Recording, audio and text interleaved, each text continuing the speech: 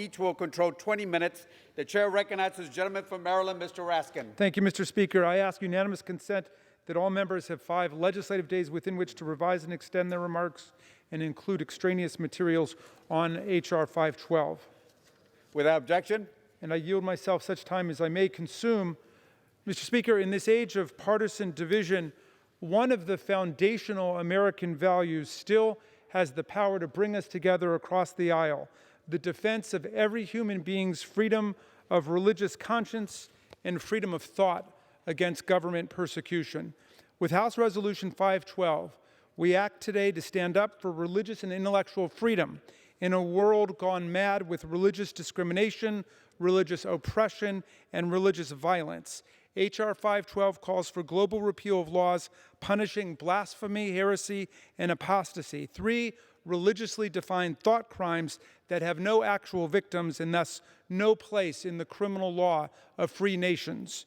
And yet governments in 84 countries, from Saudi Arabia and Iran and Somalia to China and Russia and Bangladesh, still use laws like these to intimidate, arrest, prosecute, and incarcerate members of minority religions, disfavored faiths, and free thinkers.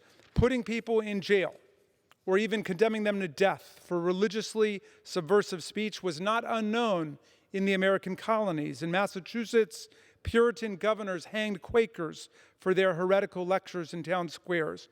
But our Enlightenment Constitution, especially our First Amendment free exercise and anti-religious establishment clauses, put us squarely on the path of rejecting blasphemy laws and these other relics of Inquisition, Holy Crusades, and New England witchcraft trials. Our law has gotten rid of obsolete offenses like blasphemy and apostasy because they have a purely religious character and do not refer to empirical social harms. Blasphemy is making impious or sacrilegious statements about established churches or doctrines. Heresy is taking religious or intellectual positions at odds with an established religious orthodoxy. Apostasy is breaking away from a religious orthodoxy or church. As offensive as we might consider other people's religious views and utterances, in America today, people's thoughts and words about religion are absolutely protected by the First Amendment. But in many parts of the world where religion is still actively weaponized by theocratic and authoritarian governments, these imaginary offenses can still get you thrown into jail, harassed and executed, or simply stopped and torn from limb to limb by state-sanctioned lynch mobs. Religious people of the wrong faith are the most common victims of blasphemy and heresy laws. You might be a practicing Christian or Hindu in an officially Muslim state, like Libya or Afghanistan, or a devout Muslim in a Hindu society like India. You might be a non-religious person targeted by your enemies or state authorities. You might be a 22-year-old Nigerian gospel musician like Yahu Sharif Aminu, who was convicted of blasphemy in a state Sharia court in Kano State on August 10th and has been sentenced to death by hanging for something that he said on a WhatsApp group on the internet. You might be a Sudanese Christian like Miriam Ibrahim, who was jailed for apostasy because although she'd been a devout Christian for her entire life, government officials demanded that she followed her absent father's Muslim faith. She was held in jail with her 20-month-old son and forced to give birth to her daughter in prison while her legs were shackled to the floor. You might be a 13-year-old Muslim boy in Nigeria like Omar Farouk, who was sentenced to 10 years at hard labor for blasphemy when he said something about Allah in an argument with friends, a brutal miscarriage of justice condemned by UNICEF and child advocates all over the world. You might even belong to the wrong sect of the official state religion.